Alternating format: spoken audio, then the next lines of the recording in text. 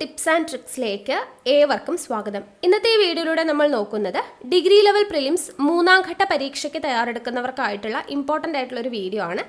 Degree level preliminary ആദ്യഘട്ട പരീക്ഷയ്ക്കും രണ്ടാം ഘട്ട പരീക്ഷയ്ക്കും ഒരുപോലെ ആവർത്തിച്ച് ചോദ്യങ്ങൾ വന്നിട്ടുള്ള 10 ടോപ്പിക്സ് ആണ് ഇന്നത്തെ ഈ വീഡിയോയിലൂടെ നമ്മൾ പറഞ്ഞു തരാൻ വേണ്ടി പോകുന്നത്. അപ്പോൾ ഇതിനു മുന്നേ നമ്മൾ ഇതുപോലത്തെ വീഡിയോസ് ചെയ്തപ്പോഴൊക്കെ ആ പറഞ്ഞ ടോപ്പിക്സിൽ നിന്നും പിന്നീട് പരീക്ഷയ്ക്ക് ചോദ്യങ്ങൾ വന്നിട്ടുണ്ട്. അപ്പോൾ അതുകൊണ്ടാണ് നമ്മളിത് കണ്ടിന്യൂസ് ആയിട്ട് ഇങ്ങനെയുള്ള വീഡിയോസ് ചെയ്യുന്നത്. അപ്പോൾ നിങ്ങളെ സഹായിക്കാൻ വേണ്ടിയിട്ടാണ് നമ്മൾ ഈ കാര്യങ്ങളൊക്കെ ചെയ്യുന്നത്.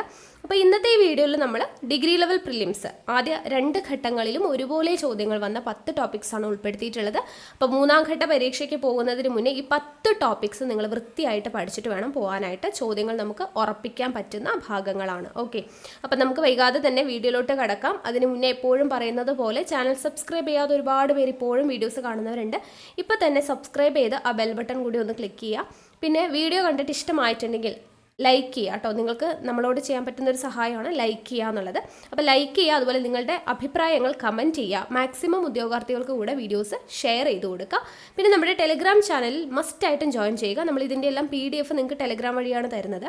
അപ്പോൾ ടെലിഗ്രാമിൻ്റെ ലിങ്ക് ഞാൻ താഴെ കമൻറ്റ് ബോക്സിൽ ഫസ്റ്റ് കമൻറ്റായിട്ട് കൊടുത്തിട്ടുണ്ട്. ജോയിൻ ചെയ്യണേ, ഫ്രീ ആയിട്ട് തന്നെയാണ് കേട്ടോ. ഓക്കെ, അപ്പോൾ നമുക്ക് സ്റ്റാർട്ട് ചെയ്യാം. അപ്പോൾ ഡിഗ്രി ലെവൽ പ്രിലിംസ് മൂന്നാം ഘട്ട പരീക്ഷയ്ക്ക് പോകേണ്ടവർ അല്ലെങ്കിൽ പോകുന്നവർ പഠിച്ചിരിക്കേണ്ട ആദ്യത്തെ ടോപ്പിക് എന്ന് പറയുന്നത് RBI ആണ് കേട്ടോ, റിസർവ് ബാങ്ക് ഓഫ് ഇന്ത്യ. അപ്പോൾ RBIനെ കുറിച്ച് നമുക്ക് ആദ്യഘട്ട പരീക്ഷയ്ക്ക് ചോദ്യം വന്നത് ഇതാണ്. റിവേഴ്സ് റിപ്പോ നിരക്ക് സൂചിപ്പിക്കുന്നത് എന്ന് പറഞ്ഞിട്ട് 4 ഓപ്ഷൻസ് തന്നിട്ടുണ്ട്. ഓക്കെ, ഞാനിപ്പോൾ ഇവിടെ ഇതിൻ്റെ ആൻസർ ഒന്നും പറയുന്നില്ല, കാരണം ഇതിൻ്റെ റിലേറ്റഡ് ഫാക്ട്സ് നമ്മൾ ചെയ്യാനായിട്ട് ഉദ്ദേശിക്കുന്നുണ്ട്. അപ്പോൾ നമ്മൾ അവിടെ ഡീറ്റെയിൽഡ് ആയിട്ട് ഇതിനെക്കുറിച്ചൊക്കെ കൂടുതൽ കാര്യങ്ങൾ പഠിക്കാം. ഓക്കെ, അപ്പോൾ ഞാൻ ടോപ്പിക്ക് മാത്രമാണ് ഇപ്പോൾ പറഞ്ഞു പോകുന്നത്. റിവേഴ്സ് റിപ്പോ നിരക്ക് സൂചിപ്പിക്കുന്നത് എന്ന് പറഞ്ഞിട്ട് തന്നിട്ടുണ്ട്. അപ്പോൾ ഇതായിരുന്നു നമുക്ക് ആദ്യഘട്ടത്തിൽ വന്നത്. രണ്ടാം ഘട്ടത്തിൽ വന്നത് സമ്പദ് വ്യവസ്ഥയിൽ പണലഭ്യത കുറയ്ക്കുന്നതിന് RBIയുടെ ഏറ്റവും മികച്ച സംയോജനം ഏതാണ്? അവിടെയും നമുക്ക് ഓപ്ഷൻസ് ആണ്. റിവേഴ്സ് റിപ്പോ നിരക്ക് കുറയ്ക്കുക, കരുതൽ ധനാനുപാതം വർദ്ധിപ്പിക്കുക, ബോണ്ടുകളുടെ ഓപ്പൺ മാർക്കറ്റ് വിൽപ്പന എന്നൊക്കെ പറഞ്ഞ് ഓപ്ഷൻസ് തന്നിട്ടുണ്ട്. അപ്പോൾ RBIനെ കുറിച്ച് അവരുടെ RBIയുടെ റിപ്പോ നിരക്ക്, റിവേഴ്സ് റിപ്പോ നിരക്ക്, ബാങ്ക് റേറ്റ്, CRR, SLR, അങ്ങനെ കുറേ കാര്യങ്ങൾ നമുക്ക് അവിടെ പഠിക്കാനുണ്ട് അല്ലേ. അപ്പോൾ അങ്ങനെയുള്ള കാര്യങ്ങളൊക്കെ പഠിക്കുക എന്നുള്ളതാണ് ഫസ്റ്റ് ഇമ്പോർട്ടൻ്റ് ആയിട്ടുള്ള ഒരു ടോപ്പിക്കാണ് കേട്ടോ. അപ്പോൾ RBI എന്ന് പറയുന്ന ഭാഗം ഡീറ്റെയിൽഡ് ആയിട്ട് തന്നെ നിങ്ങൾ പഠിച്ചിരിക്കണം. ഓക്കെ, അപ്പോൾ ഒന്നാമത്തെ ടോപ്പിക്ക് കിട്ടിയല്ലോ. രണ്ടാമത്തെ ടോപ്പിക്ക് ഇന്ത്യയിലെ ദേശീയ പാർട്ടി. ഓക്കെ, ഇന്ത്യയിലെ ദേശീയ പാർട്ടികളെ കുറിച്ചിട്ടുള്ള ക്വസ്റ്റ്യൻ നമുക്ക് 2 ക്വസ്റ്റ്യൻ പേപ്പറിലും കിട്ടിയിട്ടുണ്ട്.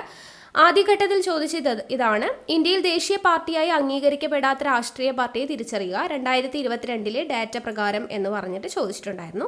രണ്ടാം ഘട്ടത്തിൽ ചോദിച്ചത് ഇന്ത്യയിലെ ദേശീയ പാർട്ടികളെ സംബന്ധിച്ച് ഇനി പറയുന്ന പ്രസ്താവനകൾ പരിഗണിക്കുക, ചുവടെ നൽകിയിരിക്കുന്ന കോഡുകളിൽ നിന്ന് ശരിയായ ഉത്തരം കണ്ടെത്തുക എന്ന് പറഞ്ഞിട്ട് പ്രസ്താവനകളാണ് കൊടുത്തിരിക്കുന്നത്. കണ്ടോ, ഇന്ത്യയിൽ ഇന്ന് 8 ദേശീയ പാർട്ടികളുണ്ട്. കുറഞ്ഞത് 4 സംസ്ഥാനങ്ങളിൽ പോൾ ചെയ്ത വോട്ടിന്റെ 6% ലോക്സഭയിലെ 4 അംഗങ്ങളും ആവശ്യമാണ്. സമാജ്വാദി പാർട്ടി ദേശീയ പാർട്ടിയാണ്, നാഷണൽ പീപ്പിൾസ് പാർട്ടി ഒരു ദേശീയ പാർട്ടിയാണ് എന്നൊക്കെ പറഞ്ഞ് സ്റ്റേറ്റ്മെന്റ്സ് ആയിട്ട് കൊടുത്തിട്ട് അതിൽ ശരിയായത് ഏത് എന്ന് ചോദിച്ചു. ഇവിടെ അംഗീകരിക്കപ്പെടാത്ത രാഷ്ട്രീയ പാർട്ടി ഏതാണെന്ന് ചോദിച്ചു. അപ്പോൾ ഇന്ത്യയിലെ ദേശീയ പാർട്ടി എന്ന് പറയുന്ന ഒരു കാര്യം നമ്മൾ ഡീറ്റെയിൽഡ് ആയിട്ട് തന്നെ പഠിക്കേണ്ടതായിട്ടുണ്ട്. 2 ക്വസ്റ്റ്യൻ പേപ്പറിൽ നമുക്ക് ചോദ്യം കിട്ടിയ ഭാഗമാണ്. ഓക്കെ, അപ്പോൾ രണ്ടാമത്തെ ടോപ്പിക് ആയല്ലോ. മൂന്നാമത്തെ ടോപ്പിക്ക് ഒളിമ്പിക്സിനെ കുറിച്ചാണ്. ആദ്യഘട്ടത്തിൽ ചോദിച്ചത് 2026 വിന്റർ ഒളിമ്പിക്സിന് ആതിഥേയത്വം വഹിക്കുന്നത് ആര്? അതുപോലെ 2020 സമ്മർ ഒളിമ്പിക്സ് ഏത് സ്ഥലത്താണ് ആദ്യം നിശ്ചയിച്ചിരുന്നത്? അപ്പോൾ ഒളിമ്പിക്സ് എന്ന് പറയുന്ന ഒരു കാറ്റഗറിയിൽ അല്ലെങ്കിൽ നമുക്ക് സ്പോർട്സിൻ്റെ വെന്യൂസ്, വേദികൾ എവിടെയാണ് എന്നുള്ള ഒരു ടോപ്പിക്കിൽ നമുക്കിതിൽ ഉൾപ്പെടുത്താം.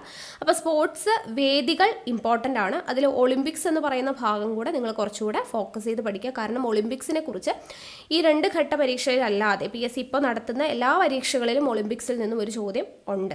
ഓക്കെ, അപ്പോൾ അതുകൊണ്ട് ഒളിമ്പിക്സ് എന്ന് പറയുന്ന ഭാഗം പ്രത്യേകമായിട്ട് പഠിക്കുക. സ്പോർട്സിൻ്റെ വേദികളും കൂടെ നിങ്ങൾ ഇവിടെ പഠിക്കാനായിട്ട് ശ്രമിക്കുക. അപ്പോൾ അതാണ് നമ്മുടെ മൂന്നാമത്തെ ടോപ്പിക്കായിട്ട് വരുന്നത്. അടുത്ത 4ാമത്തെ ടോപ്പിക്ക് IT-യുമായിട്ട് റിലേറ്റഡ് ആണ്. IT-യിൽ മെമ്മറി എന്ന് പറയുന്നൊരു ഭാഗം. ആദ്യഘട്ടത്തിൽ ചോദിച്ചത് മെമ്മറിയുമായി ബന്ധപ്പെട്ട SSDയുടെ പൂർണ്ണരൂപം എന്ത് എന്നുള്ളതാണ്. രണ്ടാം ഘട്ടത്തിൽ ചോദിച്ചത് വിവരങ്ങൾ സൂക്ഷിക്കുന്ന കമ്പ്യൂട്ടറിലെ ഏറ്റവും വേഗതയേറിയ മെമ്മറി താഴെ പറയുന്നവയിൽ ഏതാണ് എന്നുള്ളതാണ് ചോദിച്ചത്. അപ്പം മെമ്മറി എന്ന് പറയുന്ന ഭാഗം, മെമ്മറി ഡിവൈസസ് എന്ന് പറയുന്ന ആ ഒരു ടോപ്പിക്ക് കംപ്ലീറ്റ് ആയിട്ട് നമ്മൾ പഠിക്കേണ്ടതായിട്ടുണ്ട്. ഓക്കെ, അപ്പോൾ അടുത്ത ടോപ്പിക്ക് നോക്കാം. അടുത്ത ടോപ്പിക്കാണ് ഉപഭോക്തൃ സംരക്ഷണ നിയമം. നമുക്ക് ആദ്യഘട്ട പരീക്ഷയ്ക്ക് ഉപഭോക്തൃ സംരക്ഷണ നിയമത്തെക്കുറിച്ച് 2 ചോദ്യം നമുക്ക് വന്നു. ആദ്യത്തെ ചോദ്യം ഇതായിരുന്നു, ഉപഭോക്തൃ സംരക്ഷണ നിയമം 2019 അനുസരിച്ച് ഒരു ഉൽപ്പന്ന ബാധ്യതാ പ്രവർത്തനത്തിൽ ഒരു ഉൽപ്പന്ന നിർമ്മാതാവ് ബാധ്യസ്ഥനായിരിക്കുമെങ്കിൽ എന്ന് പറഞ്ഞിട്ട് കുറേ ഓപ്ഷൻസ് തന്നിട്ടുണ്ടായിരുന്നു. രണ്ടാമത്തെ ചോദ്യം ആദ്യഘട്ടത്തിൽ തന്നെ ചോദിച്ചതാണ്, ദേശീയ ഉപഭോക്തൃ തർക്ക പരിഹാര കമ്മീഷൻ പ്രസിഡന്റായി നിയമിക്കുന്നതിനുള്ള യോഗ്യത താഴെ പറയുന്നവയിൽ ഏതാണ്?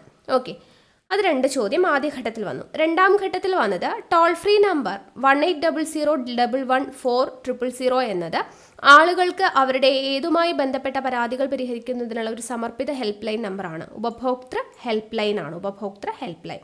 ഓക്കെ, അപ്പോൾ ഉപഭോക്തൃ സംരക്ഷണ നിയമം എന്ന് പറയുന്ന ടോപ്പിക്ക് വളരെയധികം ഇമ്പോർട്ടൻ്റ് ആണ്. 2 ഘട്ടത്തിലും ചോദ്യം വന്നിട്ടുണ്ട്. അടുത്ത ടോപ്പിക്ക് വിപ്ലവം.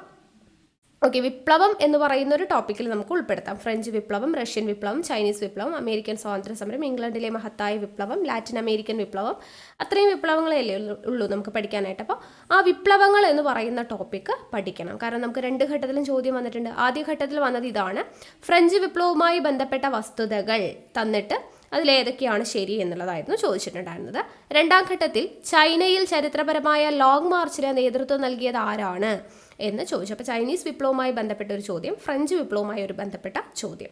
അപ്പോൾ വിപ്ലവം എന്ന് പറയുന്ന ടോപ്പിക്ക് മസ്റ്റാണ്, നോക്കണം. ഓക്കെ, അടുത്ത ടോപ്പിക്ക് പറയുവാണ്. അടുത്ത ടോപ്പിക്ക് മാർത്താണ്ഡവർമ്മയും ഡച്ചുകാരും. മാർത്താണ്ഡവർമ്മയും ഡച്ചുകാരും ഇമ്പോർട്ടൻ്റ് ആണ്.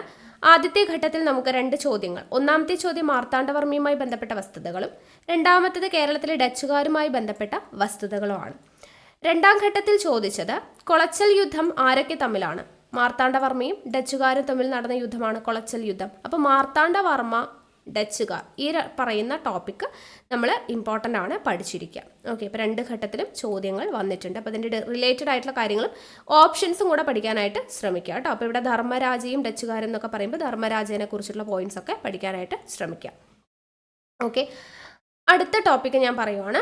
അടുത്ത ടോപ്പിക് എന്ന് പറയുന്നത് ഇന്ത്യൻ സമ്പദ് വ്യവസ്ഥ, എക്കണോമിക്സിൽ വരുന്ന GDP, NNP അങ്ങനെയുള്ള കാര്യങ്ങളൊക്കെ ഉണ്ടല്ലോ, അതെല്ലാം ഇമ്പോർട്ടൻ്റ് ആണ്. ഇവിടെ ആദ്യഘട്ടത്തിൽ നമ്മളോട് ചോദിച്ചത് 2019-21 കോവിഡ് മഹാമാരി കാലഘട്ടത്തിൽ ഇന്ത്യൻ സമ്പദ് വ്യവസ്ഥയെക്കുറിച്ചുള്ള പ്രസ്താവനകളിൽ ഏതൊക്കെയാണ് ശരി എന്നുള്ളതാണ്.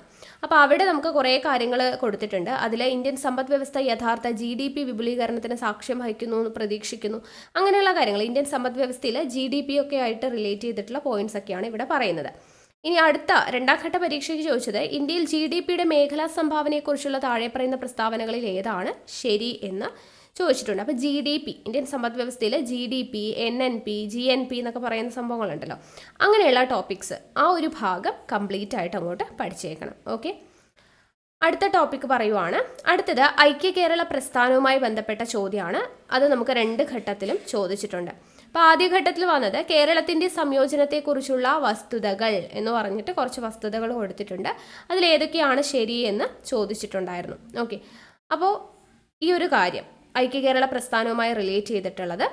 ഇനി 2ാം ഘട്ടത്തിൽ ചോദിച്ചത് ഭാഷാ ന്യൂനപക്ഷങ്ങൾക്കുള്ള പ്രത്യേക ഓഫീസർ സംസ്ഥാന പുനഃസംഘടനാ കമ്മീഷൻ 1956 ശുപാർശ ചെയ്തത്. അപ്പോൾ ഐക്യ കേരള പ്രസ്ഥാനം, സംസ്ഥാന പുനഃസംഘടനാ നിയമം, ആ ഒരു ഭാഗമൊക്കെ ആയിട്ട് റിലേറ്റ് ചെയ്തിട്ടുള്ള ചോദ്യങ്ങളാണ്. അപ്പോൾ അതും ആ ഒരു ടോപ്പിക്കും ഇമ്പോർട്ടൻ്റ് ആണ്, ഓർത്തിരിക്കുക. അടുത്തത് നവോത്ഥാന നായകരെ കുറിച്ചാണ് കേട്ടോ. അപ്പോൾ ഇതിൽ നമുക്ക് ആദ്യഘട്ടത്തിൽ ചോദിച്ചത് അരുവിപ്പുറം പ്രതിഷ്ഠ നടന്ന വർഷമാണ്. അപ്പോൾ അത് ശ്രീനാരായണ ഗുരുവിനെ സംബന്ധിച്ചിട്ടുള്ള ചോദ്യമാണ് ചോദിച്ചത്. അടുത്തതിൽ ചട്ടമ്പി സ്വാമികളെ കുറിച്ചായിരുന്നു. പ്രാചീന മലയാളം എന്ന പുസ്തകത്തിൻ്റെ രചയിതാവ് ആര്? ചട്ടമ്പി സ്വാമികൾ. ഓക്കെ, അപ്പോൾ നവോത്ഥാന നായകർ എന്ന് പറയുന്ന ടോപ്പിക്കിൽ നിന്ന് നമുക്ക് ചോദ്യം 2 ഘട്ട പരീക്ഷയ്ക്കും ലഭിച്ചിട്ടുണ്ട്. ഓക്കെ, അപ്പോൾ ഇത്രയും ടോപ്പിക്സാണ്, ആകെ 10 ടോപ്പിക്സാണ് നമ്മളിപ്പോൾ പറഞ്ഞത്. അപ്പോൾ ഇത്രയും ടോപ്പിക്സ് നിങ്ങൾ തീർച്ചയായിട്ടും പഠിച്ചിരിക്കണം, 3ാം ഘട്ട പരീക്ഷയ്ക്ക് തയ്യാറെടുക്കുന്നവർ. ഏതൊക്കെയായിരുന്നു ടോപ്പിക്ക്? RBI എന്ന് പറയുന്ന ഒരു ടോപ്പിക്ക്, ഇന്ത്യയിലെ ദേശീയ പാർട്ടി, അതുപോലെ ഒളിമ്പിക്സ്, അതുപോലെ സ്പോർട്സിൻ്റെ വേദികൾ, മെമ്മറി, IT-യിലെ മെമ്മറി, ഉപഭോക്തൃ സംരക്ഷണ നിയമം, വിപ്ലവം, പിന്നെ മാർത്താണ്ഡവർമ്മയും ഡച്ചുകാരും ആ ഒരു ടോപ്പിക്ക്. പിന്നെ പറഞ്ഞത് എന്താ? അതായത് GDP അല്ലെ, ഇന്ത്യൻ സമ്പദ് വ്യവസ്ഥയിലെ GDP, NNP ആ ഒരു ഭാഗം. പിന്നെ ഐക്യ കേരള പ്രസ്ഥാനം, ദെൻ കേരള നവോത്ഥാന നായകർ. ഓക്കെ ആണല്ലോ. അപ്പോൾ 10 ടോപ്പിക്കായിട്ടുണ്ട്.